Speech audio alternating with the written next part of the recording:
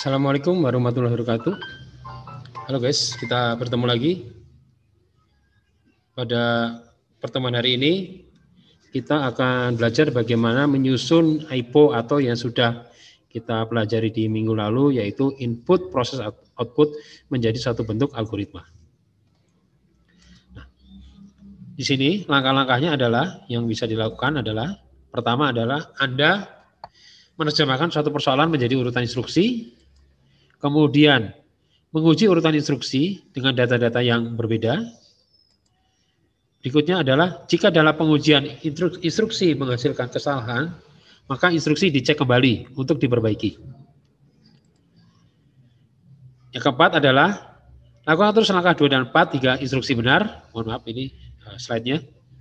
Kemudian langkah 5 adalah buat dalam bentuk pseudocode. Kemudian yang terakhir, sebelum terakhir adalah atau buat dalam bentuk flowchart, dan terakhir ada implementasikan ke bahasa program. Oke, nah sekarang kita bahas yang 3 poin ini, yaitu menerjemahkan suatu persoalan menjadi urutan instruksi. Saya ganti dia pointernya. Menguji urutan instruksi dengan data yang berbeda, kemudian jika dalam pengujian instruksi menghasilkan kesalahan, maka instruksi cek kembali untuk diperbaiki. Ya, jadi tiga poin ini tambah 4 adalah lakukan terus langkah 2 dan 4 hingga urutan instruksi benar.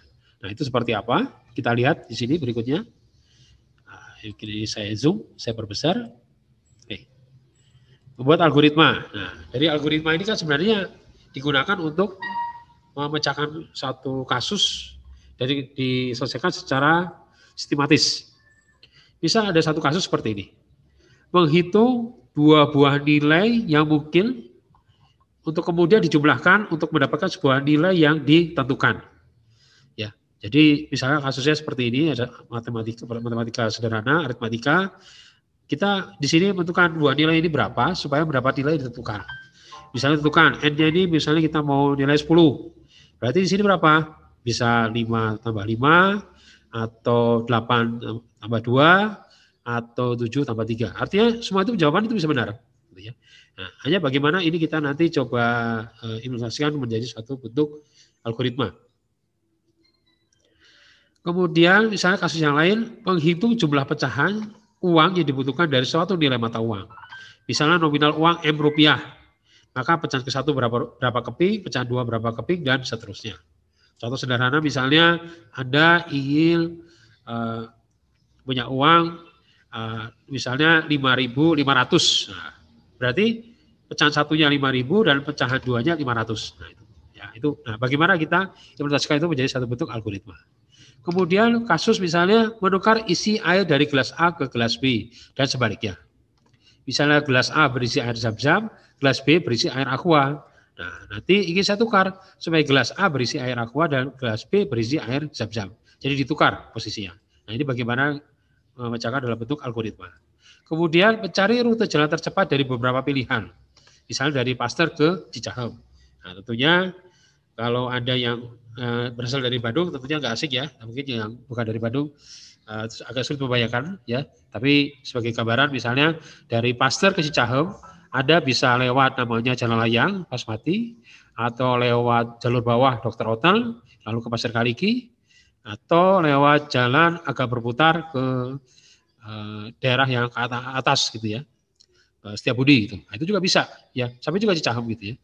Hanya mana rute tercepat dari semua itu? Ya, itu bagaimana memecahkan dalam bentuk algoritma. Kemudian lulus dengan IPK 3 jika ternyata IP per semester rata-rata 2,7. Ya. Nah, ini bagaimana cara membuat bentuk menjadi satu bentuk algoritma. Oke, kita lihat satu persatu. Nah, sekarang yang pertama, kasus pertama.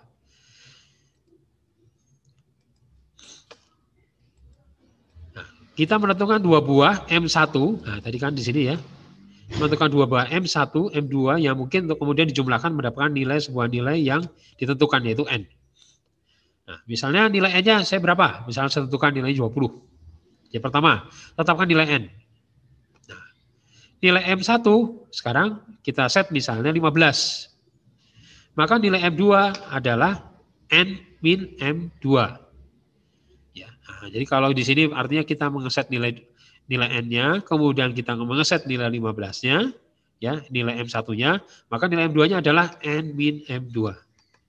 Nah, ini kan kasus sederhana, betul. Ini kasus sederhana gitu ya. Tapi dari kasus sederhana ini bagaimana kita bisa membuat menjadi satu bentuk algoritma yang nanti kita bisa terjemahkan itu ke dalam bentuk komputer. Jadi pertama di sini Anda tetapkan nilai N1-nya, instruksinya. Kemudian atur nilai M tadi N-nya, atur nilai M1. Kemudian M2 sama dengan N min ya. M2 sama dengan N min M1. Maaf, ini saya betulkan dulu.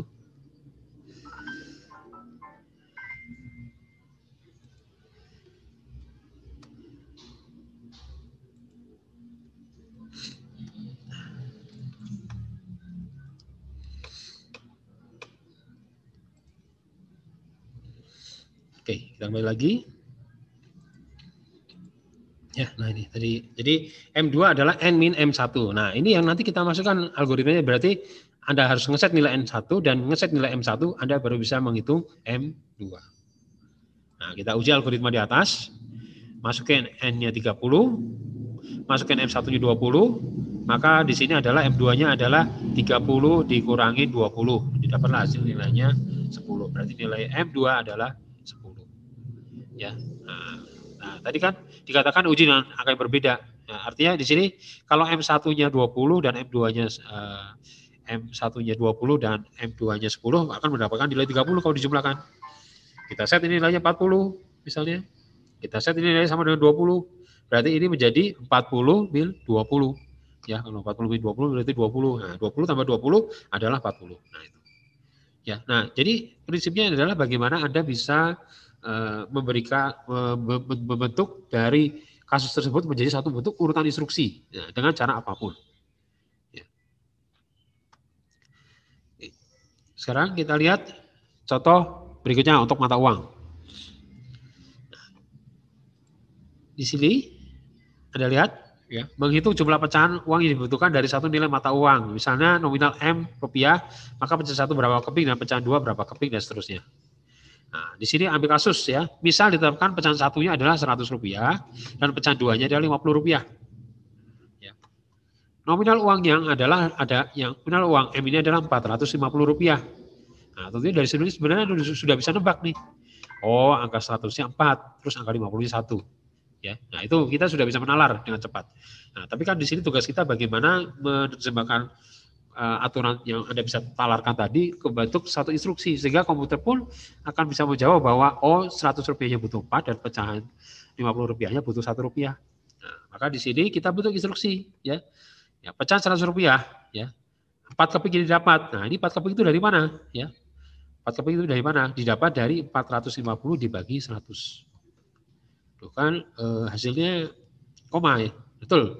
Nah, artinya di sini kita ambil nilai bulatnya. Anda kan sudah belajar nilai bilangan bulat, kita ambil bulatnya, berarti 450 bagi 100 dan bulatnya adalah 4. Berarti untuk mendapatkan jumlah pecahan keping 100, rumusnya adalah nominal uangnya dibagi dengan 100. Ya. Nah, kemudian untuk pecahan 50 rupiah, 1 keping, nah didapat dari mana? Oh, didapat dari 450 dikurangi 4 kali 100. Nah, ini Anda lihat kalau bentuk minus sama perkalian mana dikerjakan duluan, perkalian dikerjakan duluan ya. Sehingga 450 bukan dikurangi 4, tapi 450 dikurangi 400. Kemudian dibagi 50. Nah, artinya kan 450 dikurangi 4 kali 100 adalah 50. 50 dibagi 50 adalah 1 keping. Ya. Nah, artinya sudah bisa benar menjawabkan bahwa kalau 450 rupiah dia akan menjawab pecahan satunya 4 keping dan pecahan duanya 1 keping. Ya. Nah, sekarang misalnya nominal uang 590 rupiah. Maka di sini ya yang bisa kita kerjakan adalah dengan rumusnya di atas pecahan 100 5 keping, yaitu didapat dari 590 min 100. Ya. Nah, yang dimasukkan nanti kita ke algoritma adalah rumus ini. Berarti ini ya 590 min dibagi 100. Kemudian pecahan 50 rupiah berarti 590 min 5 kali 100 dibagi 50. Ya. Nah, didapatlah 1 keping. Nah, masih ada sisa ya. Ya, karena 590 ya. Masih sisa 40 ini. Nah, didapat sisanya 40. Nah, sisa 40 dapat dari mana? 550 dikurangin 5 kali 100 ya. Jadi 5 dikali 100 dikurangin 1 kali 50. Dapatlah angka 40. Nah, sehingga kalau angkanya uangnya nominalnya 590, maka didapat keping 5 itu 100 rupiah dan 1 keping 50 rupiah dan 40 rupiah ya, karena di situ tidak ada kepingnya berarti masih sisa 40 rupiah. Ya, maka dari kasus ini kalau kita bentuk menjadi algoritma, nanti menjadi seperti ini. Ya, perhatikan ada di contoh sebelumnya, ya contoh yang ini ada 2 kasus. Untuk itu pecahan yang pertama nilai nominalnya dapat dibagi habis, artinya tidak ada sisa dengan pecahan tersedia. Sedangkan kasus berikutnya tidak habis dibagi, sehingga ada sisa nominal yang tidak dapat ditentukan dari pecahan yang tersedia. Ya, untuk itu algoritma yang harus dapat menangani kedua kasus tersebut justru sebagai berikut. Artinya algoritma kita buat harus bisa menangani ada habis dibagi dan tidak habis dibagi. Nah, jadi pertama di sini adalah pertama tentukan nilai nominal uang M. Ya, jadi apakah ada mau 450, mau 590 atau nilai yang lain. Jadi pertama tentukan nilai nominal uang M-nya. Kemudian jumlah pecahan 100 adalah M dibagi 100. Nah, dapatlah jumlah pecahan keping 100. Kemudian untuk pecahan 50-nya adalah M dikurangi jumlah pecahan 100. Nah, tadi yang didapat di sini dikali 100 dibagi 50. Ya, nah ini ya. Jadi rumusan ini adalah didapat dari tadi kita melakukan uji coba tadi. Ya, bahwa ternyata 1 keping itu didapat dengan cara jumlah nominal uangnya dikurangi jumlah pecahan yang tadi didapat, hasil pembagian bagi 100 dikalikan 100 kemudian dibagi 50. Nah, ini jumlah pecahan 50. Kemudian untuk sisanya adalah M dikurangi jumlah pecahan 100 dikali 100 dikurangi jumlah pecahan 50 kali 50. Itulah sisanya. Ya, jadi artinya kalau semua keping sudah terbagi habis, kita pastikan lagi sisanya ada tidak. Jadi artinya walaupun tidak ada sisa, proses tetap diproses sampai di sini. Artinya kalau tidak ada sisa nanti sisanya 0. Tapi kalau ada sisa nanti akan tertulis sisanya. Nah, inilah membentuk kita dari kasus tadi kasus menghitung pecahan mata uang menjadi bentuk algoritma dalam bentuk instruksi seperti ini. Nah, sekarang kita uji nih. Nah, ini kan belum kita uji ya. Kita sudah dapat nih algoritmanya. Nah, ini kita uji. Tentukan nilai nominal M ya. Jadi algoritma ini kita uji. Masukin M-nya 780. Nah, kemudian 780 dibagi 100 dapat 7. Nah, kita lihat, oh benar ya. Berarti 780 akan menghasilkan 7 keping. Kemudian pecahan 50-nya adalah, rumusnya adalah M min jumlah pecahan kali pecahan 100 kali 100. Jadi 780 ini kan M, ini M-nya. Dikurangi jumlah pecahan 100 yaitu 7. Dikali 100 dibagi 50. Dapatlah nilainya 1. Nah, berarti benar ya. Itu dia kalau 100-nya 7, 50-nya 1. Kemudian sisanya adalah 780 yaitu M dikurangi jumlah pecahan 100 kali 100 kurangi jumlah pecahan 50 kali 50. Jadi 780 dikurangi 7 kali 100 kurangi 1 kali 50 dapatlah sisanya 30. Berarti artinya adalah kalau nominal uangnya 780 adalah 7 keping 100, 1 keping 50 dan sisa 30 rupiah. Ya, artinya tidak dalam bentuk keping, artinya ada sisa.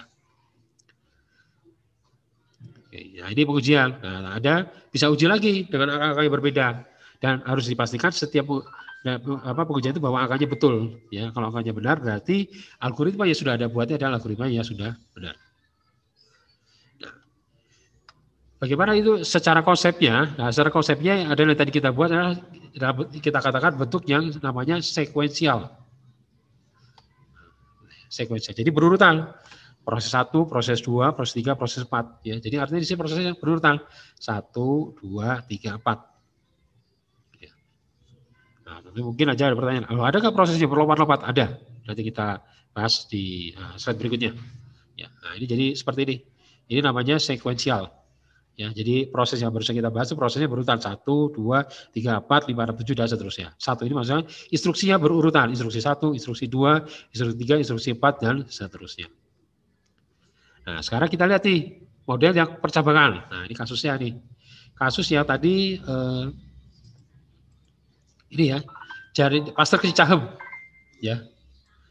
Mencari rute jalan yang dapat dicapai kurang dari 30 menit dari beberapa pilihan. Misalnya di sini Pasteur lewat Pasmati, lewat Jenderal Mustafa, lewat Cicahem. Ternyata menghabiskan waktu 40 menit. Atau Pasteur, Pasmati, Diponegoro, Supratman, Ahmad Yani, Cicahem. Ternyata ini 28 menit. Atau Pasteur, Dr. Otan, Wastu Kencana, Merdeka, Asia Afrika, Braga, Ahmad Yani, Cicahem. Ternyata 60 menit. Nah, artinya sebenarnya ada 3 kemungkinan. Nah ini sebutnya model disebutnya bercabang. Ya, artinya untuk menyelesaikan satu proses ada kemungkinan beberapa kemungkinan. Nah, sekarang dipilih mana dari beberapa kemungkinan. Nah, syaratnya adalah kurang 30 menit. Tentunya paling memenuhi syarat adalah yang nomor 2. Berarti nanti kita pilih nomor 2. Artinya kita bisa jadi artinya kita akan melakukan 3 ini. Artinya kita sebenarnya nggak bisa langsung mendapatkan ini, gitu ya. Karena kita tahu bahwa Pasteur ke Cicahem itu ada beberapa kemungkinan. Dari semua kemungkinan kita uji, nanti kita lihat waktu yang paling mau disyarat di sini. Nah, itu yang menjadi pilihan. Ya. Nah, maka di sini disusun instruksi jalan dari Pasteur ke Cicahem dapat dicapai kurang 30 menit, yaitu dilihat di sini. Pasteur, ternyata di Pasteur Cicahem ada bisa Pasteur, Pasmati, Mustafa, Cicahem 40 menit. Pasteur, Pasmati, Penegoro, Supratman 28 menit. Pasteur, Dr. Otan, Wastu Kencana, Ahmad Yani, sekitarnya ternyata menghabiskan waktu 60 menit. Ya. Nah, ini proses untuk instruksi untuk yang kasus jalan dari Pasteur ke Cicahem. Ya. Nah, artinya nanti yang keluar mana? Pasti pilih nomor 2. Nah, sekarang misalnya kalau pertanyaan jalan dari Pasteur ke Cicahem ya sampai kurang dari 50 menit. Maka nanti akan kita memilih nomor 2, bukan nomor 3. Ya, karena 50 menit. Ya, artinya nomor 3 bisa, nomor 3 juga bisa. Ya, tapi kalau ini karena ini nomor 2, maka akan menjawab seperti ini. Tapi kalau di sini misalnya tulis 90 menit, maka ya nomor 1, nomor 2, nomor 3, nomor 4 bisa memenuhi.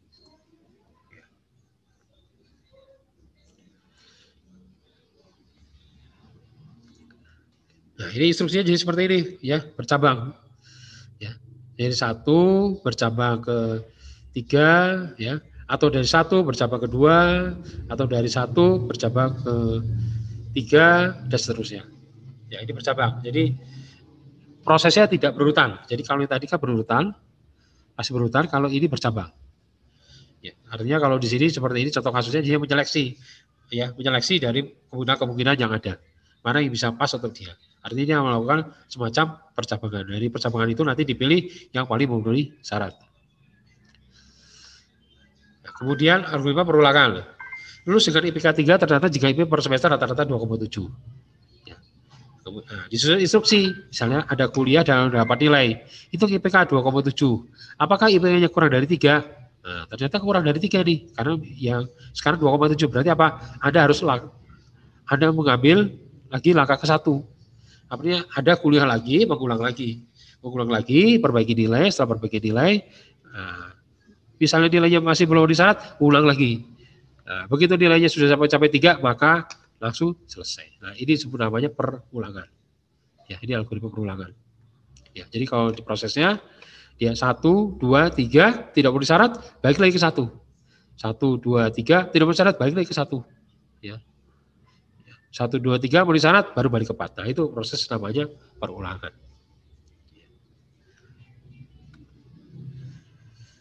Oke, ya, itu bagaimana menerjemahkan dari suatu bentuk algoritma menjadi bentuk input proses output, ya, dari satu kasus, ya, menjadi bentuk algoritma. Demikian untuk kuliah hari ini. Nanti kita akan lanjutkan lagi di pertemuan berikutnya. Terima kasih. Wabillahi taufik wal hidayah. Wassalamualaikum warahmatullahi wabarakatuh.